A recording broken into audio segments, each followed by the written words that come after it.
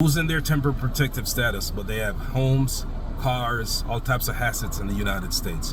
What should they do? What will they do? How is it going to play out? Well, you got to look at it for what it is. The reality is, a lot of these people will no longer have status, or will no longer have status eventually. You look at a Venezuelan group of people, Asians, Caribbean people, South America, whatever, okay? Status is gone. They had a status, but it's removed by MAGA, right? So, and detained by ICE, thrown into a jail, whatever it is, right? So what's going to happen to all the assets? Because a lot of these people are homeowners, own vehicles, all types of different types of assets, right? That's valuable. Okay, you can't take the house with you. Can you take the car? Maybe in some cases, some people may be able to ship their car home before their status is run out, or have a family member ship it off, or whatever the case is. You know, it all depends on what type of vehicle that is and all this other stuff. But you'll see a lot of short sales. A lot of homes will go for sale. You'll see a lot of apartments just be left empty. A lot of leases will get broken. A lot of vehicles will probably be left on the side of the road, left at airport parking lots. Those are some of the things that you will see.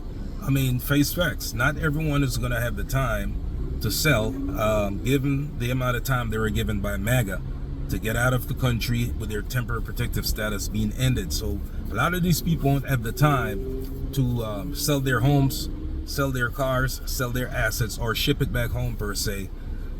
So a lot of stuff will probably be left abandoned, and a lot of apartment leases will get broken.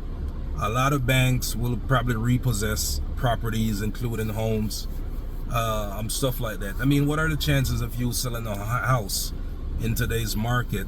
Short sale, cheap as it is, most people don't want to invest time or money into anything these days because there's so much uncertainty. And the big beautiful bill and MAGA does not make it easier for anyone.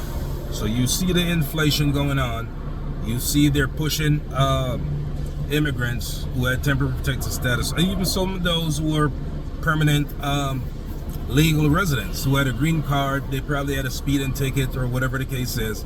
Any little thing that MAGA could find to get people out of here, they're doing it. You understand what I'm saying? And it ties into their Project 2025. Nothing hidden. Everything is on the internet. It's public information. You could go sort this information for yourself, and it gives you an idea of the type of people you're dealing, how the MAGA regime is, their goals and aspirations for the United States. And personally, I can tell you this does not feel like the USA today compared to what it used to be 10 years ago.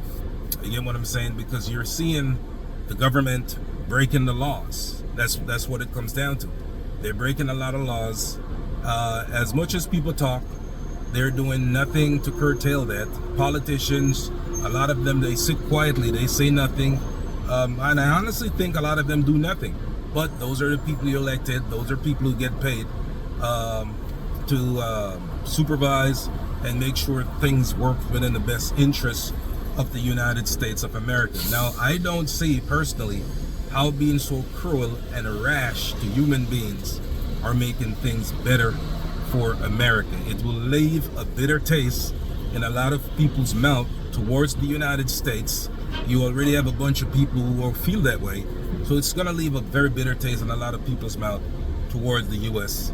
You get what I'm saying? It's going to leave a lot of people in a quagmire situation, right?